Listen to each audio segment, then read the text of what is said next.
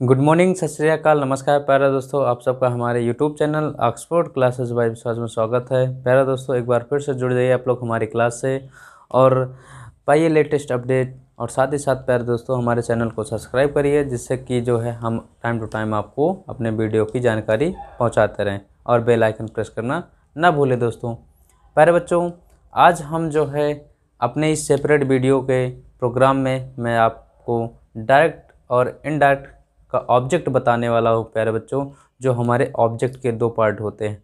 प्यारे बच्चों, ये मैक्सिमम बच्चों को बहुत बड़ा कन्फ्यूजन होता है कि हमारा डायरेक्ट ऑब्जेक्ट कौन सा है, इनडायरेक्ट ऑब्जेक्ट कौन सा है। तो लो प्यारे बच्चों, आज के बाद कन्फ्यूजन बिल्कुल नहीं होगा, कन्फ्यूजन 100% दूर हो जाएगा। क्योंकि प्यारे बच्चों, यही वो ऑब्जेक्ट है जब हम पैसिव एक्टिव काम करते हैं, जब हमको बनाना होता है तो ये दोनों ऑब्जेक्ट आकर के बच्चों को बड़ा कन्फ्यूजन करते हैं। तो मैंने सोचा कि इस पर क्यों ना एक सेपरेट वीडियो बना करके आपको प्रोवाइड किया जाए, जिससे कि कोई कन्फ्यूजन ना रहे दोस्तों। जरा और डिटेल में देखना है तो प्यारे बच्चों, यानी कि शुरू से लेकर के लास्ट तक देखना है तो हमारे बेसिक ग्रामर का पार्ट है, उसमें देखिए। उसमें हमने जो है एक शेड्यूल से सारी बातें बताई है दोस्तों। आइए देखिए प्यारे बच्चों, हमारा क्या होता है, ऑब्जेक्ट क्या है, आइए शुरू करते हैं। प्यारे दोस्तों, जैसा कि हम सब जानते हैं कि ऑब्जेक्ट दो प्रकार के होते हैं। कौन कौन से? एक डायरेक्ट ऑब्जेक्ट और एक इनडायरेक्ट ऑब्जेक्ट होता है दोस्तों। डायरेक्ट ऑब्जेक्ट क्या होता है, इनडायरेक्ट ऑब्जेक्ट क्या होता है, आइए वो पहचानते हैं। देखिए दोस्तों, पहली बात तो देखिए, हमारा कोई ऑब्जेक्ट है, उसके कितने पार्ट होते हैं दोस्तों? दो पार्ट, डायरेक्ट और इनडायरेक्ट।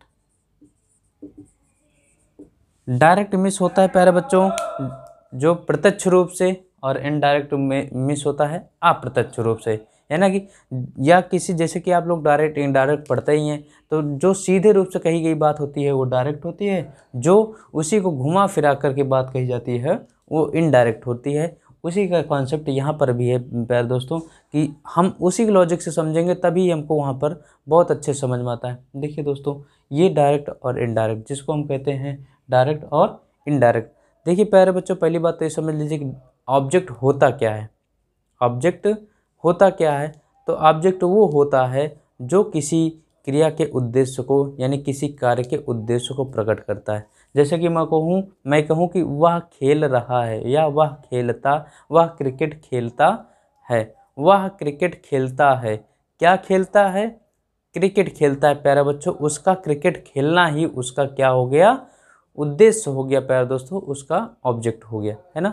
तो प्यारे दोस्तों देखिए जरा, अब समझिए, मैंने यहाँ थोड़ा सा कंक्लूजन लिखा है, इसको जरा गौर करिए। मैंने कहा कि ऑब्जेक्ट ऑब्जेक्ट क्या होते हैं? किसी भी वाक्य में सब्जेक्ट के द्वारा होने वाला कार्य का उद्देश्य।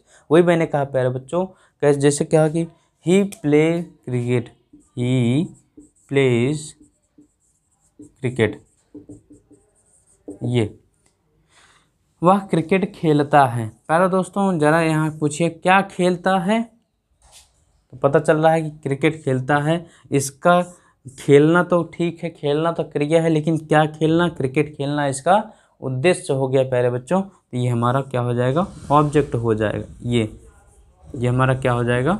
ऑब्जेक्ट हो जाएगा प्यारे दोस्तों। वही मैंने आपसे कहा कि सब्जेक्ट के द्वारा होने वाले कार्य का उद्देश्य, सब्जेक्ट के द्वारा होने वाला कार्य, यानी सब्जेक्ट ही था, कार्य कौन सा कर रहा था? खेलने का।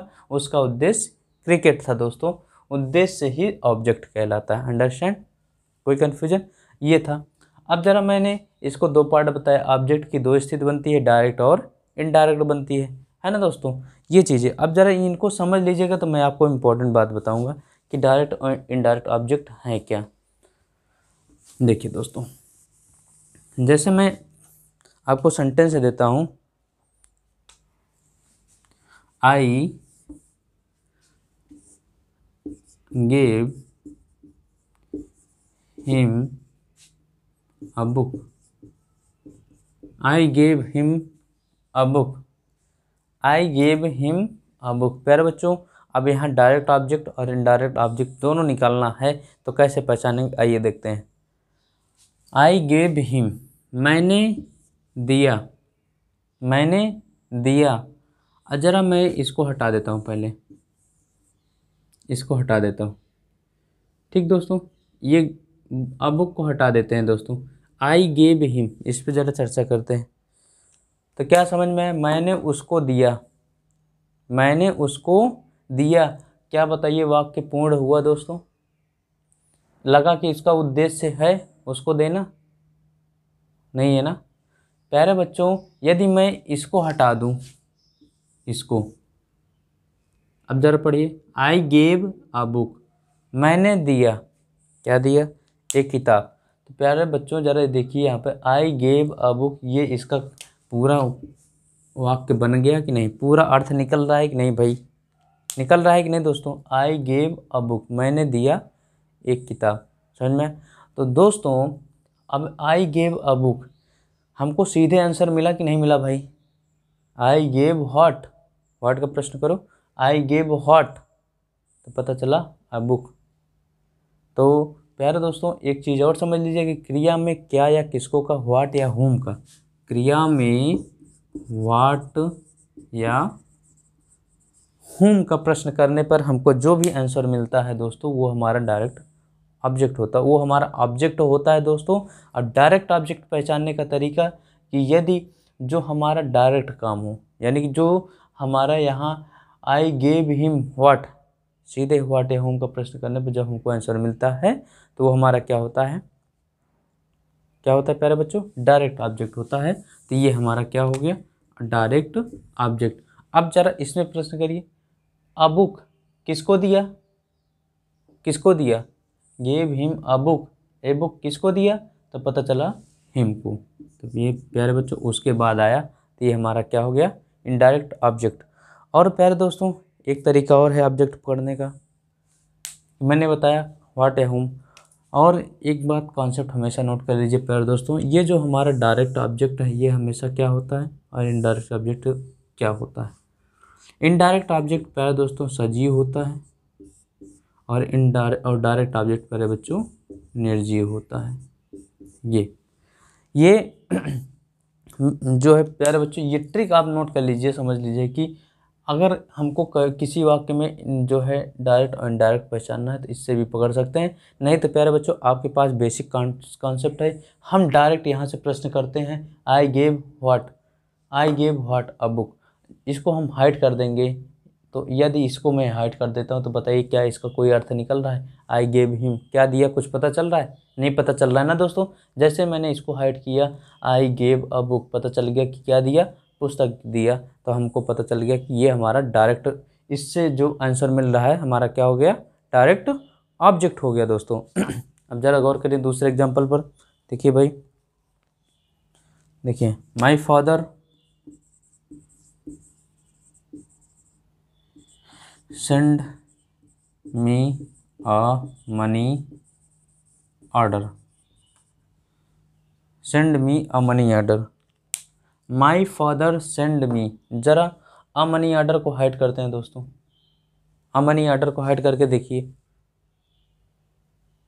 मनी ऑर्डर को हाइड करके देखिए तो क्या निकल रहा है, माई फादर सेंड मी, मेरे पिता ने मुझे भेजा, मुझे भेजा, बस माई फादर सेंड मी, मेरे पिताजी ने मुझे भेजा। क्या भेजा, कुछ समझ में आया? नहीं समझ में आया दोस्तों। तो यदि हम क्रिया में क्या या किसको का प्रश्न करते हैं, माई father send what, my father send what, तो पता चला प्यारे बच्चों आ मनी ऑर्डर, क्या भेजा गया, आ मनी ऑर्डर भेजा गया। तो ये हमारा डायरेक्ट ऑब्जेक्ट बन गया। और किसको भेजा गया, मी को भेजा गया, ये हमारा इनडायरेक्ट ऑब्जेक्ट बन गया। वैसे भी समझ लीजिए, अब ए मनी ऑर्डर है, मनी ऑर्डर है, मनी ऑर्डर सजीव की निर्जीव प्यारे बच्चों, तो निर्जीव है इसीलिए हमारा डायरेक्ट ऑब्जेक्ट, मी हमारा सजीव की निर्जीव, सजीव है दोस्तों इसलिए इनडायरेक्ट ऑब्जेक्ट। समझ में आया, कोई कन्फ्यूजन? ठीक। अब ज़रा प्यारे बच्चों बहुत इंपॉर्टेंट फैक्ट होता है यहाँ रिमार्क, ये मैं जो लिखाया हूँ ये ध्यान दीजिएगा कि सेंटेंस के बेसिक स्ट्रक्चर के अनुसार सबसे पहले क्या आता है, इनडायरेक्ट ऑब्जेक्ट। आया कि नहीं? सेंटेंस का जो बेसिक स्ट्रक्चर होता है दोस्तों उसके अनुसार सबसे पहले क्या आता है, इनडायरेक्ट ऑब्जेक्ट आया। ये देखिए यहाँ आया, यहाँ भी आया है ना दोस्तों, ऑब्जेक्ट आता है और वो भी बिना प्रीपोजिशन के, लेकिन इनको अदला बदला जा सकता है। क्या किया जा सकता है भाई, इनको एक्सचेंज किया जा सकता है, यानी कि इनडायरेक्ट ऑब्जेक्ट की जगह पर डायरेक्ट और डायरेक्ट ऑब्जेक्ट की जगह पर इनडायरेक्ट। जरा गौर करें, इनको देखें भाई, इनके देखिए जरा। प्यारे दोस्तों, यह बातें समझ लीजिए कि जब भी हम इनडायरेक्ट ऑब्जेक्ट जगह पर डायरेक्ट ऑब्जेक्ट रखे हैं या डायरेक्ट ऑब्जेक्ट जगह पर इनडायरेक्ट ऑब्जेक्ट रखे हैं तो उनमें प्रीपोजिशन का प्रयोग होता है टू या फॉर। ज़रा एग्जांपल समझ लीजिए तो मैं बताता हूँ। जैसे मैंने कहा my father send me a money order. ठीक है दोस्तों, ज़रा मैं इसको इस तरह से लिखता हूँ, my father send to me a money order. मैं इसको इस तरह से भी लिखता हूँ प्यारे दोस्तों, my father send a money order to money order me. ये दोस्तों यहाँ भाई देखिए 3 सेंटेंस उसी को मैंने लिखे उस टाइप को। My father send me a money order, my father send to me a money order, my father send a money order me. ठीक है दोस्तों, और एक sentence, my father send a money order to me. अब बातों को गौर करिए प्यारे दोस्तों, यहीं से बहुत बढ़िया कॉन्सेप्ट निकल कर आता है जिससे आपको आए दिन एग्जाम में पूछता है। दोस्तों देखिए माई फादर, यह देखिए my father send me a money order. पहले प्यारे बच्चों ये बताइए ये सेंटेंस सही है कि नहीं सही है। My father send me money order, तो दोस्तों ये सेंटेंस सही है। अभी कैसे सही हो रहा है हम बता रहे हैं। ज़रा ये देखिए, my father send to me a money order, ज़रा ये बताइए sentence, send to me a money order, ये प्यारे बच्चों गलत है। My father send a money order me, ये भी गलत है। My father send a money order to me, ये सही है। दोस्तों देखिए कैसे सही हुआ। प्यारे बच्चों यहीं से एक कॉन्सेप्ट निकल कर आता है। अब यहाँ गौर करिएगा, जब भी हमारा डायरेक्ट ऑब्जेक्ट इनडायरेक्ट ऑब्जेक्ट जब वाक्य में आते हैं दोस्तों, यदि डायरेक्ट ऑब्जेक्ट समांतर इनडायरेक्ट ऑब्जेक्ट वाक्य में पहले आता है, लेकिन दोस्तों यदि बाद में आता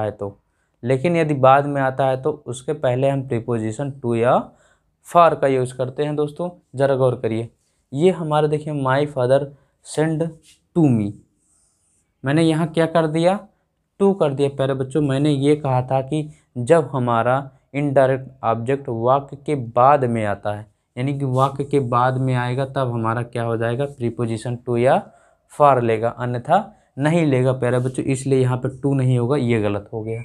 ठीक है, अब दूसरा my father send a money order to me. अब देखिए प्यारे बच्चों यहाँ मी तो आया, हमारा इनडायरेक्ट ऑब्जेक्ट है, वाक्य के बाद में भी आया। लेकिन दोस्तों मैंने ये फिर से बताया कि जब भी हमारा इनडायरेक्ट ऑब्जेक्ट वाक्य के बाद में आता है तो हमेशा प्रीपोजिशन टू या फॉर लेता है। प्यारे बच्चों यहाँ टू या फॉर नहीं लिया है, इस वजह से हमारा ये सेंटेंस गलत हो गया। ओके डियर, अब थर्ड देखिए, my father send a money order to me. ये सेंटेंस देखिए प्यारे बच्चों, my father send a money order, ये देखिए हमारा भेजा गया, मुझे भेजा गया अ मनी ऑर्डर। गौर करें दोस्तों, मनी ऑर्डर यहाँ पर देखिए हमारा जो ये इनडायरेक्ट ऑब्जेक्ट है सजीव है, आया वाक्य के लास्ट में है और अपने साथ प्रीपोजिशन टू या फॉर भी लिया है। दोस्तों ठीक, जब प्रीपोजिशन टू या फॉर भी लिया है और वाक्य के लास्ट में भी आया है तो इसलिए वजह से हमारा ये सेंटेंस सही हो गया। तो इससे एक कॉन्सेप्ट निकल कर आता है प्यारे दोस्तों कि जब भी हम इनडायरेक्ट ऑब्जेक्ट को वाक्य के लास्ट में रखते हैं तब वो अपने साथ प्रीपोजिशन टू या फॉर लेता है दोस्तों, और यदि बीच में आता है तो टू या फॉर कतई नहीं लेता, लास्ट में आएगा तो टू या फॉर लेगा प्यारे बच्चों। ठीक, ये कॉन्सेप्ट था। तो ये था प्यारे दोस्तों हमारा डायरेक्ट और इनडायरेक्ट ऑब्जेक्ट। कैसा लगा आप ज़रूर हमारे कमेंट बॉक्स में ज़रूर बताइए प्यारे दोस्तों। और ये जो है आपका इनडायरेक्ट और डायरेक्ट ऑब्जेक्ट था। मिलते हैं आपको नेक्स्ट वीडियो में, तब तक के लिए thanks for watching, thank you.